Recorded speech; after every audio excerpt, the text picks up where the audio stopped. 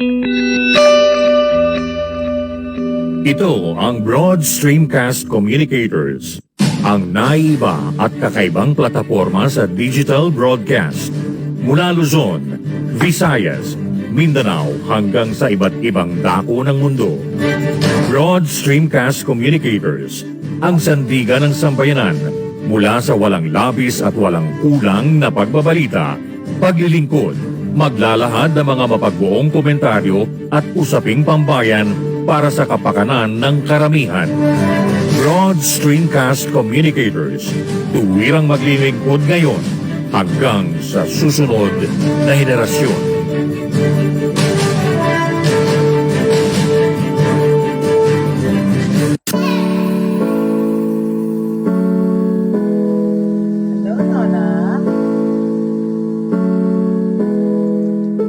Buhay Online, chikahan at kaalamang pangkabuhayan. Ating tunghayan, pakinggan at tuklasin ang mga pangyayari at kaganapan sa mundo ng online. Buhay Online, chikahan at kaalamang pangkabuhayan. Alamin ang pinaka-latest trends mula sa trabaho at kung hanggang saan na ang narating ng teknolohiyang ito. At ngayon, narito na ang ating host, ang ating Techie Mami, si Jaye C. Bautista.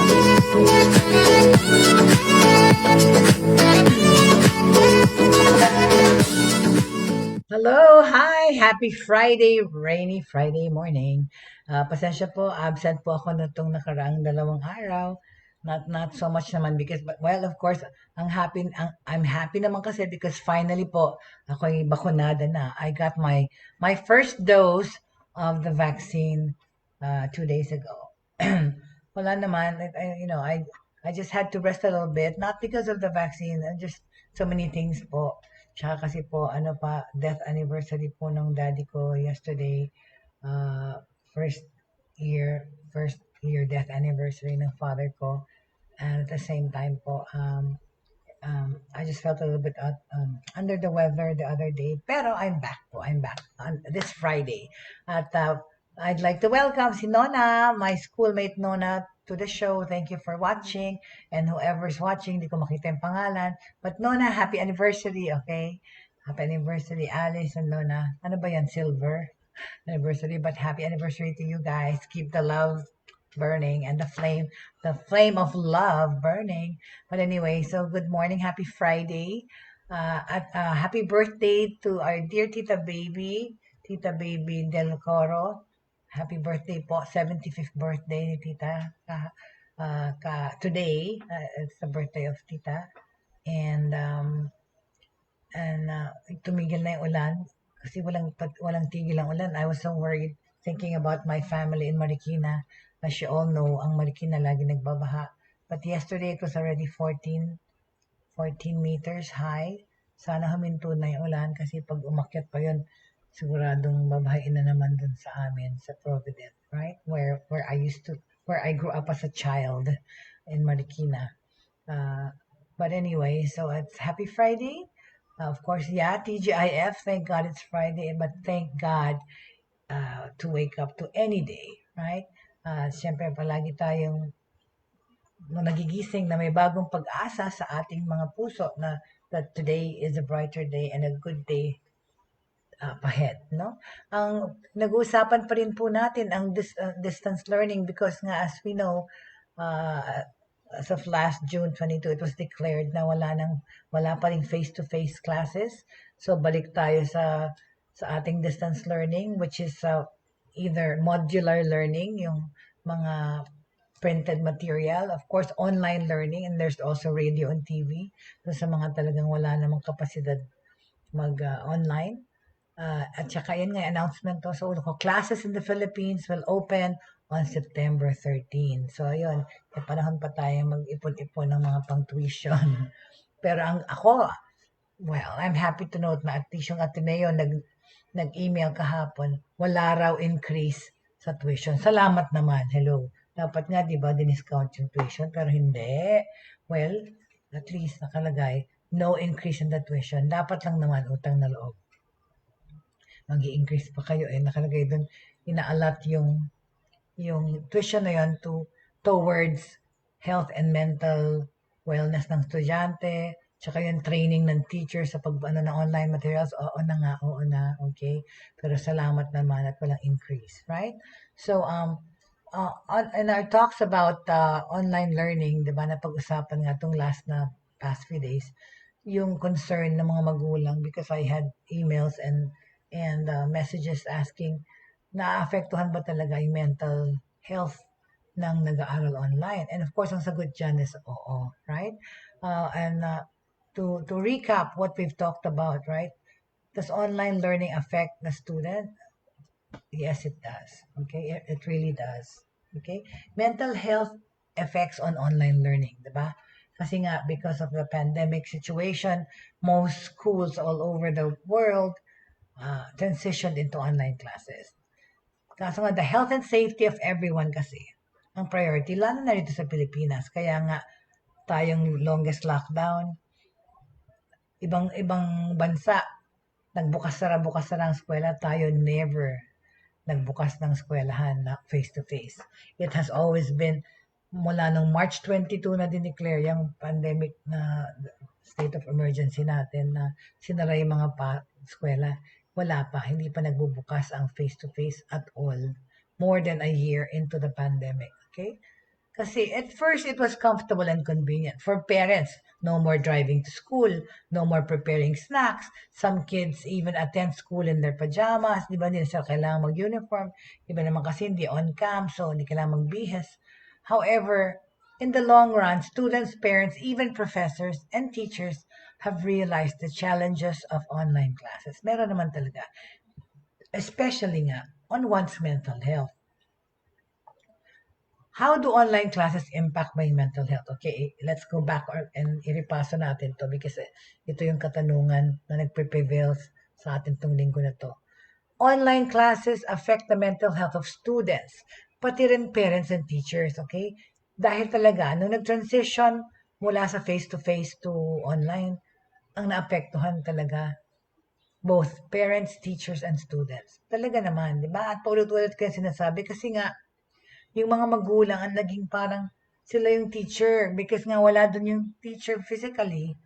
You know, they have to monitor their kids, they have to actually teach them literally the lesson. Pero yun na nga, nagkaroon yun ng mga problema because hindi lahat ng magulang capable to teach their kids. At the same time, yung nga yung mga facilities na kailangan meron sila para mag-online education. At saka pati yung modular, nagkaroon ng responsibilidad yung magulang to meet up with the teacher once a week to submit and pick up those activity sheets. So, nagkaroon talaga ng stress and strain yan. Hindi lang sa mental health ng estudyante or psychological, pati sa magulang. Sa teacher, oo rin because nangarag sila maggawa ng mga materials. Tsaka yun na nga yung mga nag-modular, some cases they have had to go to the actual homes of the mga estudyante nila with special needs. Tsaka yun na nga, may mga ibang mga household na dalawang magulang nagtatrabaho, walang naiiwan sa bata para mag-supervise ng aral at saka to check up on them. So the teachers, sa mga remote areas, pumupunta sila, kagaya na sa picture na to, pumupunta sila talaga sa mga bahay para i-monitor yung mga estudyante nila. Oh, it's like this picture that I have over here. See? The actual teacher goes to the home of the student to monitor the performance. Yung naka-uniform pa yung teacher. Oh. So, talaga rin frontliners din sila because they run the risk of getting the virus na. And yun na nga yung pinag-usapan dati. Pati yung magulang, yung nagkakaroon sila ng personal interaction ng galing sa labas pag binasubmit yung module tapos tinatanggap tsaka yung activity sheets na accomplished ng anak nila, papasa nila sa teacher. So, yung mga ganung problema, yan ang distance learning. Okay? So, let's look at it in, again, retrospect. How distance learning in the Philippines, a year of hits and misses. Okay? I chanced upon this article. Talagang, this writer, si Bons Magsambol, really talks about all distance learning and education, and I really have always pick up good material from him. Distance learning in the Philippines, to July 20 lang to lumabas, okay, sa Rappler. Distance learning in the Philippines, a year of hits and misses. Totoo naman. I agree, right? Parents, teachers, and the education department agree. Diba? Gusto pa rin talaga ng lahat to allow face-to-face classes in areas where it is safe to do so. Diba yung ano nga, a few days ago, sinabi nila, kahit na of course sinabi na ng yung directive mula sa Malacanang na wala pa rin magbubukas na eskwela, of course, we still are hopeful na sana dun sa mga areas na hindi naman high risk, where it is safe as long as they follow the proper protocols, which is what they did in other countries like Japan. Japan never shut down their schools at all except for university students. Sa Japan, elementary, kindergarten, high school, we're going to school regularly kahit na ang spread ng virus sa kanila patuloy na nag-i-increase ha. Pero kasi yung ano, kagaya sa Philippines, yung mortality rate, yung kanilang mga deaths ay 1 point something percent rin gaya sa atin. Pero tayo, of course, yung ating Pangulo, ayaw niya i-risk at all na kahit na mababa ang death rate, papasukin sa eskwela lahat. But sa Japan, yung college students lang ang hindi nakakapasok sa university. Sila yung kinodal at sinabing sa bahay kayo mag-aral ng online. Kasi nga rin, ano rin yan, may economic slant din yun eh. Ayaw gumastos ng Japan para magbigay ng mga gadgets and all that sa nag-aaral. At ang isang ano pa doon, sinabi sa akin to ng mga estudyante ko at mga magulang, no? Na yung gobyerno kasi ayaw nilang pag nasa bahay yung mga bata, sabihin yung magulang kailangan nasa bahay din. But nowadays kasi both parents na work in Japan. So mawawalan din ng trabaho or yung productivity ma-affectan yung economy kung yung mga bata ay nasa bahay. So they opted to just keep the schools going regardless of the virus. Sometimes nga 30 students to a class. Pero yun, yung university students ang hindi na pinapasok. Pero yung mga bata, mas mga bata sa kanila, okay lang. Parang normal. Pumapasok sa eskwela, nakamask. Pero sabi nga ng estudyante ko, hindi naman sila nag-social distancing as far as ilang meters ang layo from each other. Bawal lang silang mag-usap pag lunch break. Galit-galit silang lahat. So, yun ang mga measures nila. But anyway, going back to this article about distance learning in the Philippines, a year of hits and misses, okay? Hello there, Patas Balita. Good morning. Welcome to Buhay Online. Salamat sa inyong support. Thank you. We're still talking about distance learning and how we have coped up with this and how we are coping. Ito naman slanted towards the mental issues. But I'm citing this article that I found today about distance learning in the Philippines in retrospect, a year hits and misses by Bonds Magsambol ng Rappler. Okay? Sabi niya, ito ang isang scenario, okay? Every morning, si Adelaide Dolor would ask a favor. Could she charge her mobile phone at her neighbor's house? She didn't have electricity at home. Ay, kaluoy. Wala sila elektrisidad. And her children needed her gadget for online classwork. She did this for the whole duration of the school year 2020 to 2021. Nakikabit sa kapitbahay para mag-charge ng phone. Di ba? That's so a bit sad, right? The pandemic made it difficult for financially struggling families like hers to fulfill their children's needs for distance learning. The 43-year-old vendor from Batangas province told Rappler in an interview on Sunday, July 18. Okay? Despite this, she made sure that her children would not miss school the past year when the government enforced a remote setup due to pandemic lockdowns. Talaga naman kasi may mga ibang magulang na ginawa ang lahat para patuloy yung pag-aaral ng anak nila. Of course, yung ating namang gobyerno, yun na nga, ginawa nilang lahat para wag matigil ang edukasyon. Pero yun na nga, balikan ko lang na hindi ready masyado, hindi minadali, okay? That's why we had those problems last year, which I hope were already naayos, no? Especially ngayong papasok na 2021 to 2022, wala na sanang problema yung mga modular materials, wala nang mali-mali, tsaka yung mga PowerPoint at digital versions ng mga curricula at ng mga lessons ay ayos na, right? Kasi yung anak ko, nagreklamo pa rin hanggang second sem niya this past school year that the materials were, or the way of teaching was not so effective because there was very little interaction at all. virtually with a teacher. Ayan ang sinasabi ko na yung totoo niyan. Okay? And totoo naman, hindi lang anak ko nagsasabi niyan. A lot of parents that I speak with tell me that. Na talagang, lalo na sa college, pero kasi yung mga sa bata, tutok ang teacher dyan, tutok ang magulang kasi tsaka sila nag-i-enjoy dahil lalo na yung mga kindergarten or mga grade 1 kasi interactive yung mga materials na parang playtime lang eh. Pero sa college, serious studying yan, eh, hindi pwede yung hindi masyadong involved or accessible yung mga teacher, right? But anyway, let's go back to this article that I'm citing today. Itong tungkol yung example nga, itong si Adelaide Dolar na walang elektrisidad na nakikabit sa kanyang kapitbahay. Kasi nga, yung pandemic, lalong dumami yung struggling families because of course, some people lost their jobs. In fact, a lot of people did. So they have to make do kasi ayaw nilang ma-disrupt yung pag-aaral ng kanilang mga anak. So lahat ginagawa nila, right? So despite this, itong si Delor, she made sure that her children would not miss the school past year. Her 3 children, all basic education students, were enrolled under the modular learning system. Ito nga yung mga hard copies ng mga lessons tsaka ng activity sheets. The eldest niya, who was in grade 10, needed to occasionally attend online classes. Yun na nga eh. Blended learning tawag dyan. Okay? The younger ones, however, couldn't just answer the modules distributed by the school. They also needed to watch video lessons uploaded on YouTube or do research for their classes. Diyos ko, di ba ang hirap na bagay? Isa lang ang cellphone sinishare nyo kay mami pa. With a meager income of 300 pesos a day from selling afternoon snacks to her neighbors, Dolar had to budget this amount between their meals and an allotment of mobile data for her children's online classes. Yun na nga. Dagdag na expansion load, okay? If they have online classes, I need to have 200 for internet load.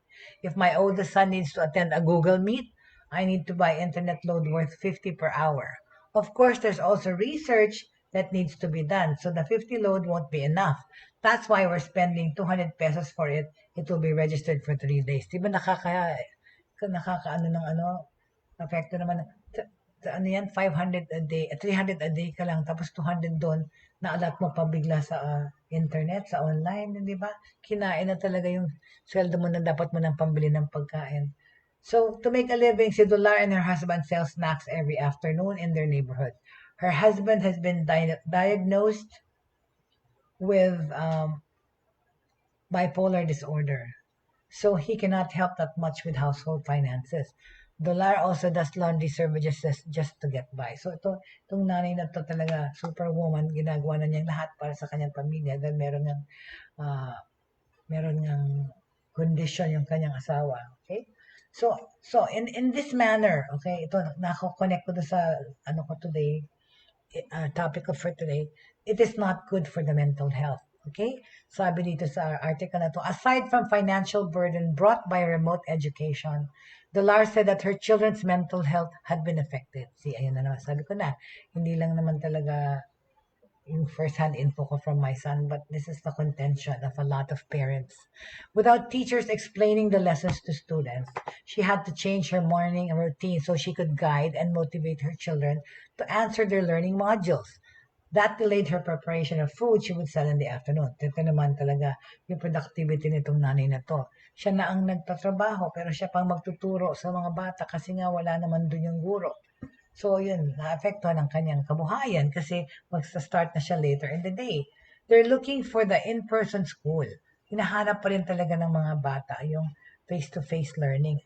Of course, a big percentage of the wanting to go to school is the social interaction with other people, with other students.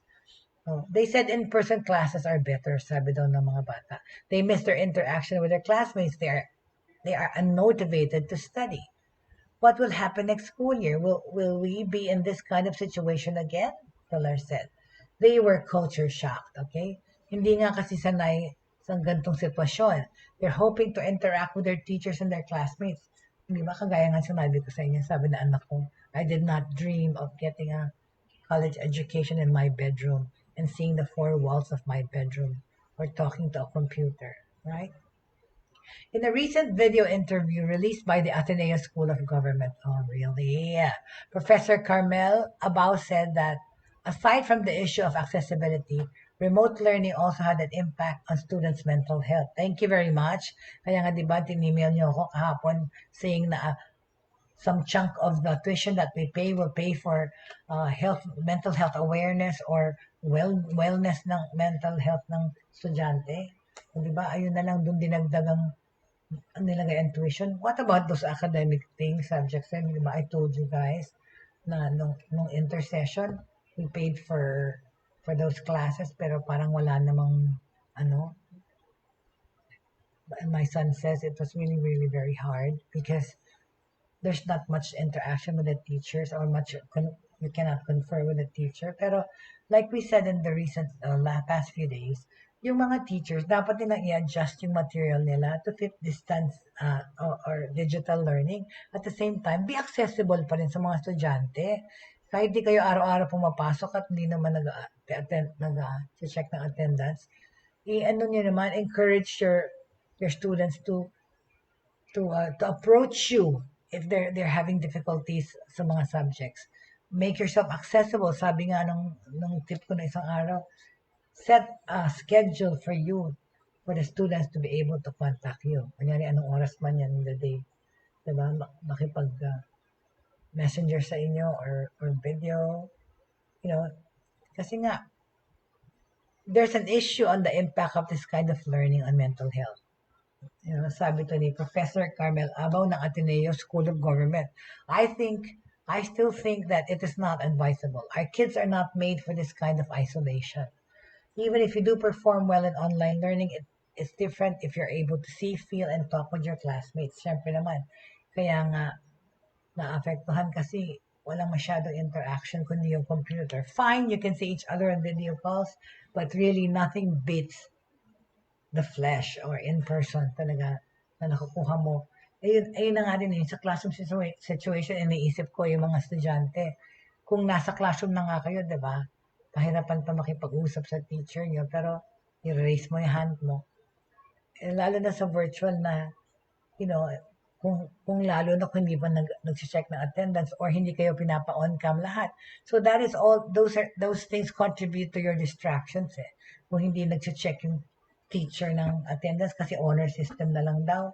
Tapos hindi ka required mag-on camera. So you could be eating there, sleeping there. I don't know what you're doing there while the lecture is going on, right? Well, see? Tamang-tama to talaga tong article na to sa Rappler to swak nung sa iniisip ko tungkol sa eskwela na anak ko eh. Kasi nga, or yung pamamaraan ng pagtuturo or para bang sinalpak na lang dyan yung online learning. May computer ka o ikaw mag-aral ka, right? May computer ka naman, di ba? Kompleto ka sa gadgets. O ito yung material. Ito yung canned material. O ito na yung PowerPoint ko na pinipare. Panoorin nyo na lang. Nasaan yung teacher? Saan yung you know, how to explain what they can't understand? You're not there. Okay? So in a Rappler Talk interview on last Friday, July 16, high school graduate Cheska Avenido said she found the remote learning setup really difficult. O ito testimonies na ito ng mga kabataan. Besides the adjustment under the new modes of learning, sometimes we ask ourselves if studying during a pandemic is still worth it because there are a lot of uncertainties. Okay, leaning towards that. Siguro ayun na nga talaga. Ang hirap talaga because I'm trying so hard to understand too itong mental makeup, itong physical makeup ng mga nag-aaral online. Because nga I have a son who is studying online and he's 19. And he's been giving me some of his misgivings about online learning. Yun na nga itong first sem niya ng second year college sa Ateneo, he actually asked me and begged me, no naman beg, pero requested that he sit out that sem because that was after his horrifying experience on the intersession which is offer ng Ateneo bago fully online classes. Hindi siya natuwa talaga. Walang natutunan masyado. Pumasa sila. And the month before that, they were passed kahit di nila inattendan yung subjects. At inisip ko nga, ano nangyari doon sa binayad namin sa tuition sa mga subject na yan na hindi niya naman tinuro. Pero pinasa na lang yung estudyante. Everybody passed and graduated, of course. Nung first sem niya, nung second year college. So, nung second sem, sabi na anak ko, Mom, can I just sit out this one and wait till we have face to face? Because this doesn't seem to be working. And I'll just work this sem while we wait and see what happens in the second sem. Baka bumalik na. Well, sad to say, hindi pa bumalik yung face to face. So, yung frustrations na anak ko nandun pa rin. Alam ko yon. That's why I constantly just make him kamusta how his studies are. And I ask him once in a while, anak, are you gonna fail? Do you think? And he says, hindi naman, Mom. It's just that, hindi lang ganun kataas yung grades ko because I'm not motivated. Really. Our motivation level is low. Our psyche is low. So, ganun ang problema, which is, it's sad.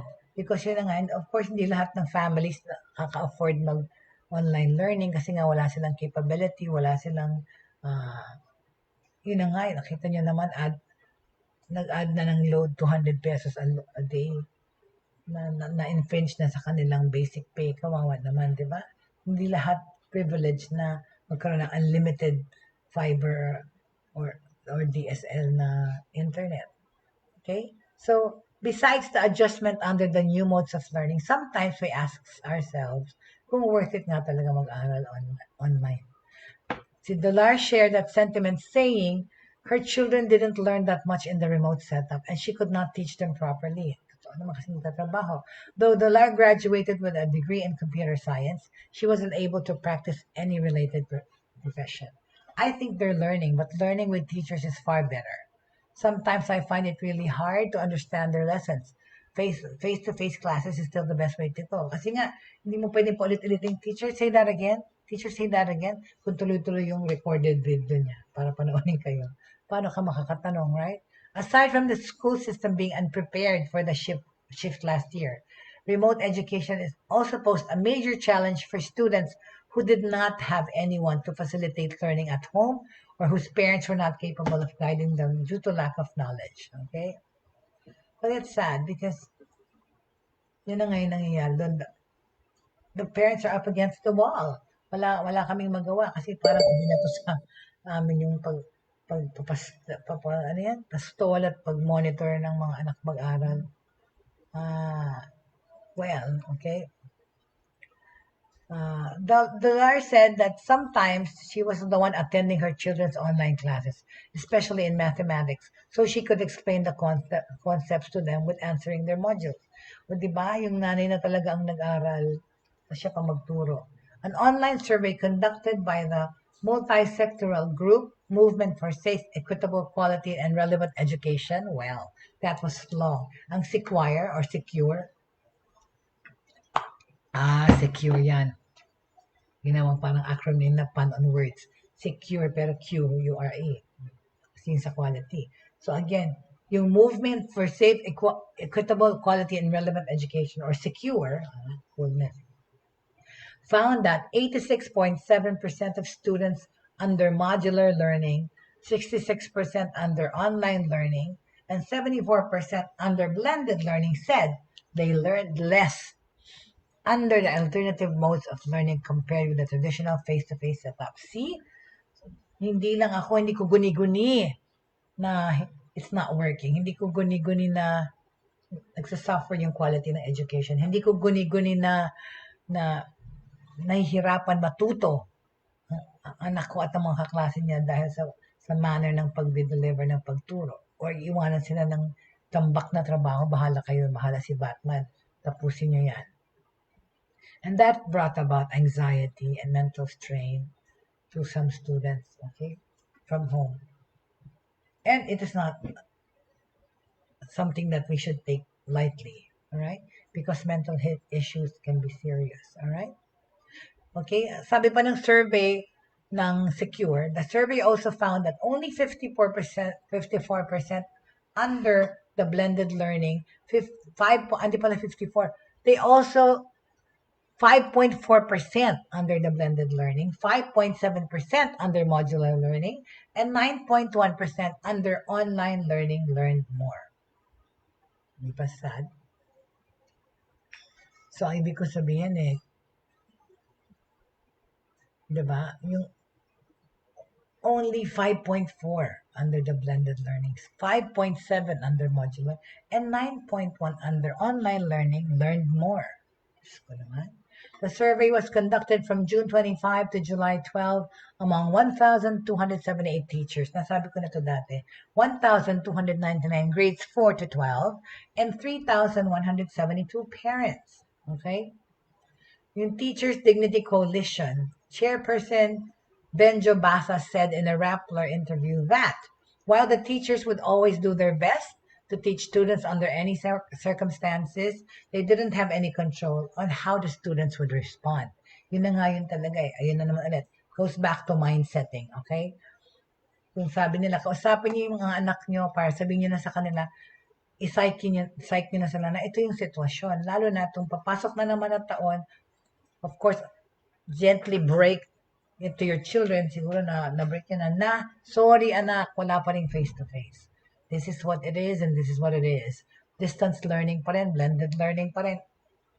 Sa computer ka pa rin mag-aaral anak or sa module ka pa rin mag-aaral anak. Sabihan niyo na at paintindi niyo as much as you can na wala tayong magagawa sa situation ng in this circumstance that we have. We just have to not naman grin and bear it, but we just have to move forward with it and work with it, okay? Pero of course, hindi madali kasi nga, hindi sila sanay sa gano'n at the same time talaga, yun, ang ano dyan yung coordination at saka interaction with the teacher na para tulungan silang i-explain or tulungan silang maintindihan yung lesson. So please, look into that, okay? Teachers, always have the concern for their students, of course. Pero yun na nga, sana maging kayo, pakita nyo sa kanila na kahit di face-to-face, pwede pa rin kayo maging available for your students, okay? Itong two modalities na to, whether online or modular, it was difficult to learn. Sabi nila talaga, hindi porke online or hindi porke modular, parehong nahirapan. Bakit? Di ba? Sabi ko na nga, sometimes there's too much activity, too much tasks that you're giving the student. Yun na nga, di ba? Yung partner ko si Jenny, my fiance, he also has a son, as I have a son, and his son is studying modular education. My son is studying online. So we compare notes. We really ask the kids kung ano yung feeling nila. And yung modular education, isipin nyo yun, yung modular, physically, hard copies, 8 modules binibigay sa isang linggo. Bawat module merong 3 to 5 activities. So, na-overwhelm yung mga bata.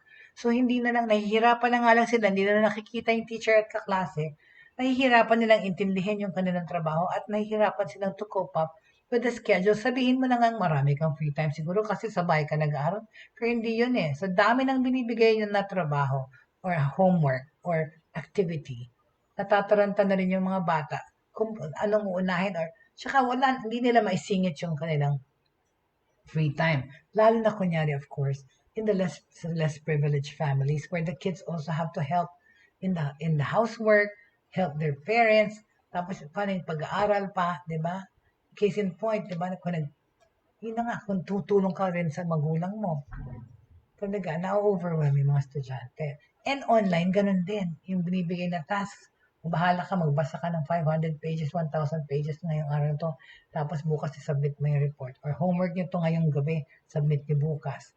Pero wala na masyadong usap-usap sa teacher, right? Nilagay na dun yung recorded video ng lesson or, na pwede nyong balikan, or yun lang, para maintindihan more. Pero mas mabuti, of course, yung kausap mo yung teacher to ask and tell her, he or him, what your problems are, what you are up against and why you are having this difficulty. Mga anak, mga estudyante, please reach out also to your teachers, okay? Okay, ask them, talk to them, all right? So in March of this year, the senators questioned a report from the Department of Education that said 99% of public school students obtained a passing grade in the first quarter of the school year, which was October to December 2020. kinwestiyon niya. And the lawmakers were baffled by the high passing rate because many students struggled with distance learning. So parang kasinungalingan yung survey nyo, hello, para justify nyo na effective ang distance learning. They cited instances when it was the parents or household members who ended up answering the questions and the exercises. Yun na nga, di ba? Sinabi nitong sample ko na si Dolar, siya na nag-a-attend ng ibang klase ng anak niya. Kasi hindi naman nakikita sa camera. Hindi nare-require. Tsaka, yung iba hindi pa nag-attend hindi pa check ng attendance, kagaya ng sabi na anak ko. Ano ba yan? Kagaya nga, and of course, because of that, it brought about some students paying someone else to do their homework or their classwork. Or their own parents end up doing their homework, right? Well, okay. Education Undersecretary Diosdado San Antonio said it was likely that teachers were being considerate and therefore gave students high passing rates. Di ba, ayan na, tuloy na, alala ko na naman, di ba ganyan ginawa ng Ateneo? Hindi ko alam kung Ateneo lang gumawa o lahat ng schools. Nung first semester, hindi pala, nung freshman year ng anak ko, di ba, last year when it happened, January lang siya nakapasok. March, dineclare na yung sarado ng eskwela. Okay? So, January siya pumasok sa university, pero second year, first year college, first year college, second sem. January lang siya pumasok. Tapos pinasa na, lahat sila, letter, ang grade nila ay P. Walang number, kundi passing. Yun ang sinasabi ko. Hindi naman nila inaral yung mga subjects na yun na dapat nilang aralin February and March. Anong nangyari doon? Ano napunta doon?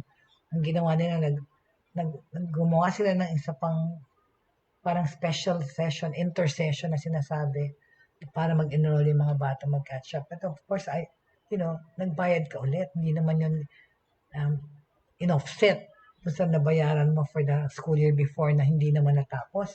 1 month lang pumasok or 3 weeks. Anyway. Water under the bridge. Sagi na nga, water under the bridge na yan. Pero because I'm talking about online education, bumabalik-balik eh. Hindi ko maisip kung anong ginawa ng Ateneo doon.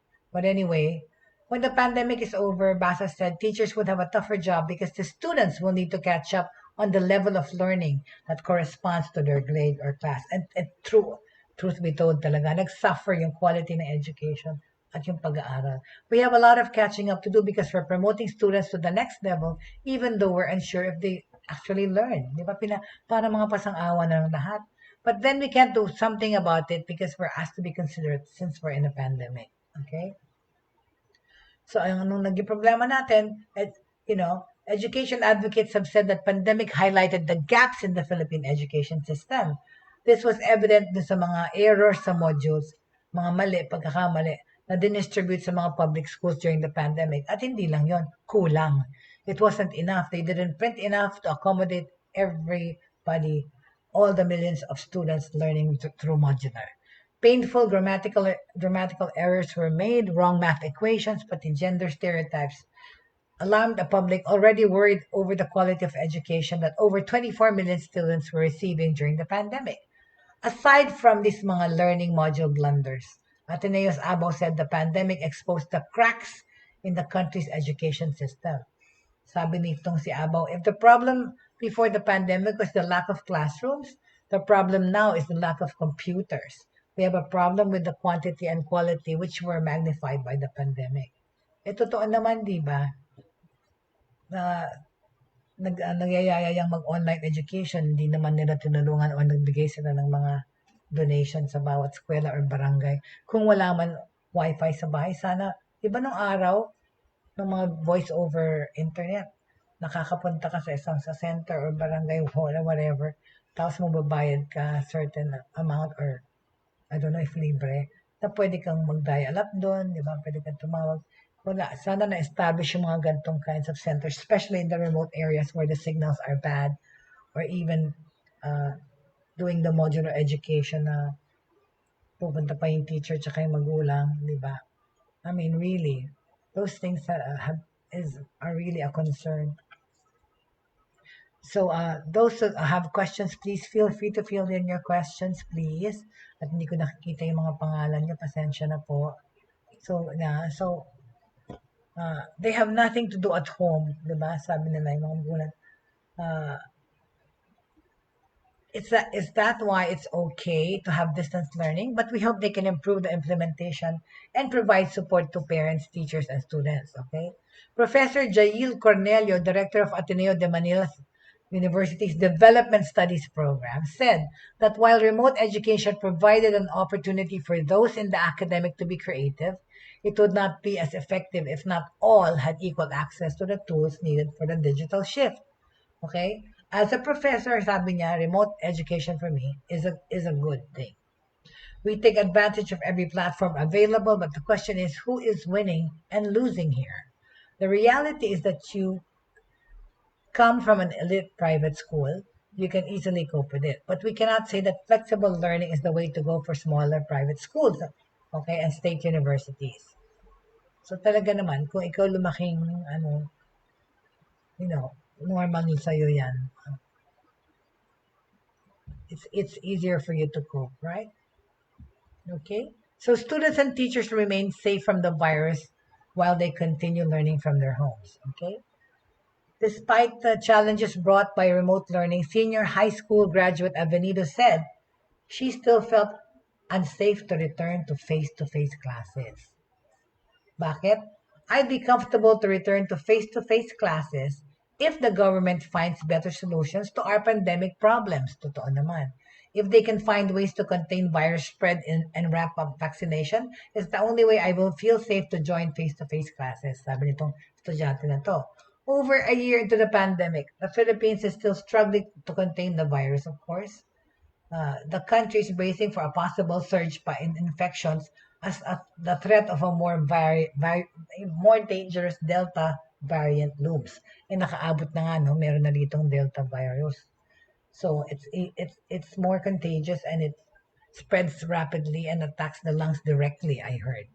Okay? So in finding local solutions, sabi nitong si Regina Sibal, lead convener of education advocacy group Aral Pilipinas, she said that aside from the slow response, the government's top-down approach in its policy making was another barrier in the reopening of schools. She said that the government should not be implementing a blanket rule across the country. I actually believe so also because if kagaya sa Japan, tingnan nyo, hindi naman kasi nga low yung death rate. At low din yung mga rate ng nai-infect ng mga bata kahit na pinapapasok nila araw-araw yun at hindi kagaya ng college students. So, if we could practice those safety protocols and just stick to it, it might work for those low-risk areas, right? So, sabi nitong si Regina Sibao, she said that the government should not be implementing a blanket rule across the country. Talaga, give the others a chance. Kung kaya, mag-dry run, di ba? He was supposed to do a dry run and open face-to-face classes in those low-risk areas. Pero binawi nga. Kasi nung nalaman niya meron ng Delta virus dito, ayaw na presidente. So, binawi niya yung sinabi niya sa DepEd na sana uumpisahan pa ang pilot or testing ground na magbukas ng face-to-face doon sa mga areas na halos wala na, if not very low-risk areas. Diba? Pero hindi nga, finito. Alright? Pero, these people are still hopeful that, it can still change. That, it's papasok pa lang ang 21 to 2022. Kung medyo bumuti-muti, baka malay nyo, payagan pa rin sa low-risk areas, okay? Our remote learning now is for all schools and provision is given to other areas that are able to do face-to-face classes. Disparity in education access has been more pronounced now, especially in marginalized areas that lack resources. Talaga naman Lalo nyo pinakita yung difference ng rich and poor or may kapasidad na i-online yung estudyante, anak nila. Yung iba nga talaga na magulang kahit na sila na yung mahirapan para makapag-aral na anak nila kasi online inisip nila mas efficient kesa sa modular is yung pinapagamit nila sa anak nila yung telepono nila pero sila naman ang nawawala ng pangkabuhayan, right? Sibal said that what government should be doing now is to provide local communities with guidelines on finding solutions specific to their areas, yun na nga yun, and situations. Empower your LGUs to make decisions on school opening. Okay. Anyway, President Rodrigo Duterte turned down several times calls for face-to-face. Talaga ayaw niya. Classes are still going to be online, blended, whether it's modular or distance, because he says so. Okay? Dahil hindi pa rin safe feeling niya, lalo na at may bagong virus. Okay? Well, Education Secretary Leonor Briones, however, was hopeful that DepEd would get the go signal to start limited face-to-face classes in some 100 schools it had identified. She was banking on the vaccination of teachers and the planned inoculation of students. All right. Yeah. Okay, so ayan ang question. Are Filipino schools ready for face-to-face classes during pandemic? Ayan ang tanong. The DepEd had said that it was preparing for the delivery of quality education no matter what the circumstances will be in the coming months. Yan, magandang mindset yan. Whether payagan o hindi, dapat ayos na yung protocolmo ng education mo. Public schools in the country will start classes for school year 2021-2022 on September 13, as my things shows you, right? Ta-da! Okay. Classes will start on September 13th. Hello, I'd like to welcome people watching the show. Thank you very much sa inyong suporta. Happy birthday to Tita Baby Del Coro. Maraming salamat na Cel Del Coro for the yummy and scrumptious spread na hinanda mo para kay Tita 75th birthday. Hello then to the Laca family, Tita Agnes, and the Maniago family, Tita Pri, and sila JM. Salamat po sa pag-welcome niyo sa amin sa home niyo yesterday at sa masasarap na pagkain. Handa for the birthday. So thank you so much. Okay, those are my birthday greetings today. So let's go back to distance learning in the Philippines. Okay, and of course classes will start September 13 in the public schools. And I think sa Ateneo, September 20. Ano ba yan? I don't know. Basta alam ko lahat, September 13 yung basis. Mabuti naman. Okay, so going back to what I was saying, right? Going back to what I was saying na ano lang din yan eh. There's nothing we can do about it. This is our reality for now. So what we have to do is to make do and make the most of the situation, right?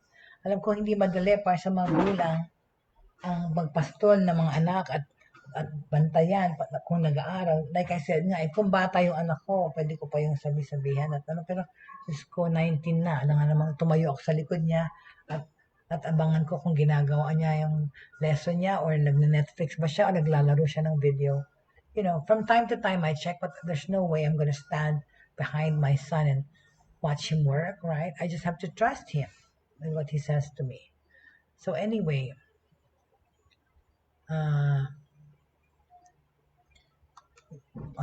ayun na nga, yung overview nun, yung article na yun. So, balik tayo ngayon sa psychological makeup ng estudyante, right?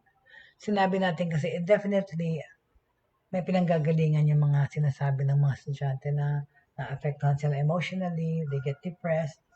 You know, imagine kasi how is it like for a kid to spend hours every day in front of Zoom without social interaction and playtime with their friends. Parents are now acting like professors, okay, and are moved because they are involved with their children's whole schoolwork, okay. So teachers and professors have increased workloads and pressure to deliver quality learning without face-to-face classes. So, ang virtual learning kasi, mga kaibigan, hindi porke hindi ka physically pumupunta sa eskwela o naglalakad, hindi ka mapapagod. Actually, mental strain, I think, is worse than physical, talaga naman dahil yung mental stress, I think, is mas nakaka-affecta kesa yung physical pagod Totoo naman, because I suffer this a lot. But anyway, this is the newly coined term during the COVID era. It's called Zoom fatigue. The term Zoom fatigue refers to feelings of exhaustion after long Zoom classes or video conference calls. It may not be a formal diagnosis, but Zoom fatigue does exist, especially in virtual learning. During an entire class, there's information overload, plus facing the screen for prolonged periods is mentally draining. Right? Sandali lang ha. I will just take a sip of my juice because my throat's getting dry. Okay. Yan din yung sinabi natin, di ba? Sinasabi ng mga estudyante, online learning, nawawalan sila ng, excuse me, ng interaction, hindi lang sa mga kamag-aral nila, sa teacher, right? At the same time, naapektuhan naman yung home life nila, right? There's a lack of interaction and social isolation. Schools do not teach new learning from books. It is where friendship starts and fun memories are created. Communication and social skills are best learned with social interactions. Okay, ulitin ko. Communication and social skills are best learned with social interaction. Meaning, you have to be out there, right? Kids, teens, even teachers need to connect with their friends and socialize. All right? Pero nga kasi, di ba, since the COVID-19 pandemic, there's a lack of interaction and students face-to-face. It's still face-to-face. Hold on. Okay? Kasi this greatly impacts a student's mental health. Yung lack of interaction and students face social isolation. Okay? So this greatly impacts a student's mental state. The lack of social interaction in online learning leads to feelings of loneliness, lack of motivation, and solution. Even adults feel the very empty void when they get to see their friends, right? Talaga naman, parang all of a sudden, pag nag-Zoom ka or meron nag-post ng reunion, talaga excited ka pag nakita mo yung mga kaklase mo who you have not seen for a long time. Some you may not even recognize, right? Well, professors need interaction with their colleagues too. No one wants to feel alone and isolated. This is one of the main reasons why online learning can affect mental health, right? Since the COVID pandemic, there's a lack of interaction and students face-to-face isolation. This greatly impacts a student's mental health. The lack of social interaction in online learning leads to feelings of loneliness, diba? Lack of motivation, tsaka isolation. Kasi nga, kung yung malalaking tao, they feel an empty void when they don't get to see their friends, right? Lalo pa rin yung mga young adults that need social interaction in their formative years. Kids and play dates with the kids their age to learn how to socialize, Professor said. Okay, interaction with their colleagues too. O minsan makikita mo yung mga kaklase mo sa daan, sa mall, right?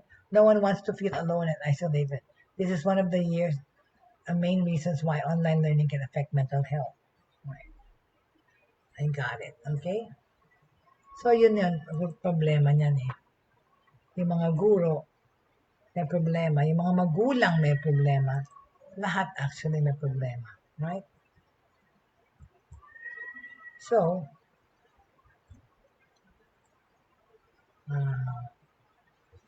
ayan, the rain is pouring out again. Alright? But let it sana let it snow, let it snow. Wala.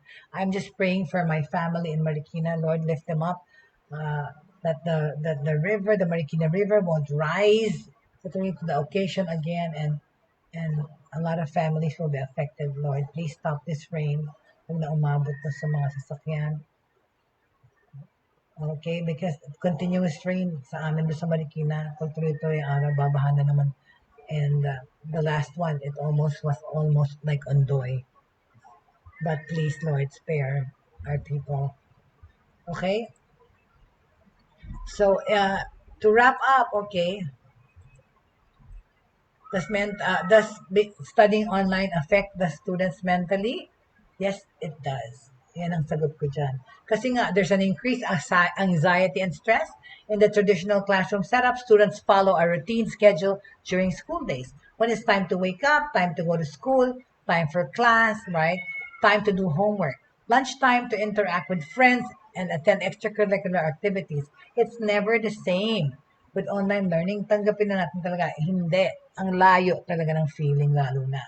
When you're excited to wake up to a new day and go to your classroom, see your crush, ngayon, Candy Crush yung nakikita mo sa online. Pero hindi talaga, When it's time to wake up, time to go to school, time for class, time to do homework, lunchtime, basta anything to interact with friends and extracurricular activities. But, sa, there's a need to feel nyo pa rin yung nagla-lunch break. Kayo with your mga kaklase, sorry to say, yung sarili nyo na lang ang intindihin nyo dyan sa bahay na nag-online. Pero syempre, because you have family members there, which is well and good, they should be supportive of each other, right? Huwag nilang pabayaang magkanya-kanyang corner doon. Staying focused online is a challenge. It's true. Because there are a lot of temptations out there. Hindi ka talaga pwedeng di ma-distract wala kang magawa. So, staying focused online poses a challenge, okay? Separating home life and class time, not following a routine schedule. The distractions at home cost students not to be able to concentrate well with their classes. As a result, ang mga estudyante tend to procrastinate or magmanyana habit and set things aside, then deadlines are missed. This causes pressure, stress, and anxiety to both students and the parents. Okay, ito naman. The parents' mental health. Oo, mga magulang, naapektuhan din tayo nito talaga naman. Psychologically, hindi ka aware, pero actually, di ba, you started, naapektuhan kasi na-stresses na all of a sudden, things na hindi mo ginagawa mo na ulit. Sabihin, nagpapadistress ka niyan, okay? One learning does not only affect the students, but parents as well. Ulitin ko lang.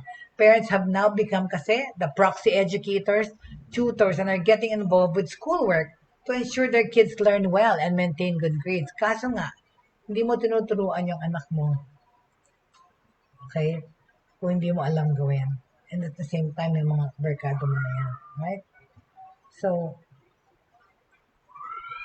it is difficult for both parents, teachers, and students, this distance learning premise. Pero wala tayong magagawa. This is what we have to contend with. This is what we have to live and breathe for the next months. Okay? On Monday, ayun na nga, broad subject talaga kasi itong distance learning, and so many people are asking me to talk about it and discuss it with a resource person if necessary. Well, I'm still waiting for my resource person to come and tell me actually that she has free time today. So, kasi I always ask them between 8:30 to 10:30, and then, na-allot ko na yung time ko dyan. Pero, we should, as the parents are affected, chill na lang din muna tayo mga magulang, okay? Kasi I know, bigla tayo naging tutor, bigla tayo naging teacher. How can a parent tutor physics if it's something you're not good at? Yun ang common sense dun, di ba? Kung hindi mo matuloy yung anak mo, nagtanong sa'yo, Diyos ko, hindi ka makasagot. Kasi nga, hindi lahat magaling na, tsaka lalo na naalala pa yung mga lessons niya before. But anyway, like I said, even the teachers and faculty get stressed out too. Have you seen viral photos on social media of tenured professors having a hard time teaching their children? So yun eh. Yung they have years of experience inside the classroom, but using technology is something new to the old school teacher. Okay? So ayan, the rain is back. So, although online learning may impact the mental health of students and their parents, it also has a lot of its pros. Totoo naman. Particularly, of course, in family bonding and relationships. It encourages more time to bond with your siblings. But in another sense, okay,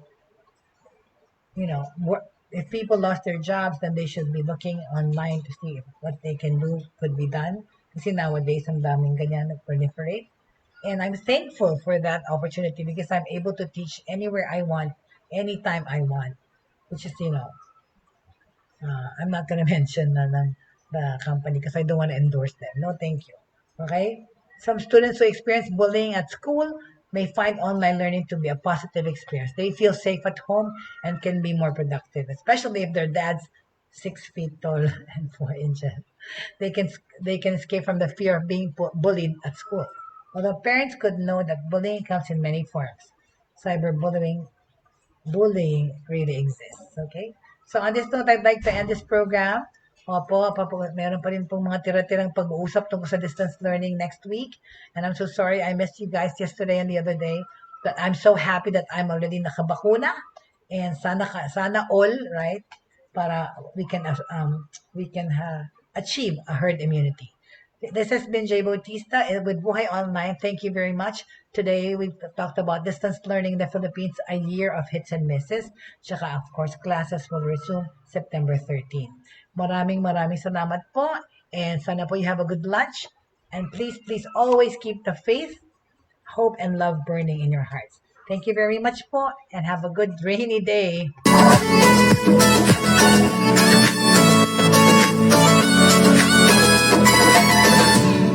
Inyong natunghayan at napakinggan ang mga makabagong pamamaraan sa mundo ng online sa pamamagitan pa rin ng Broad Streamcast Communicators.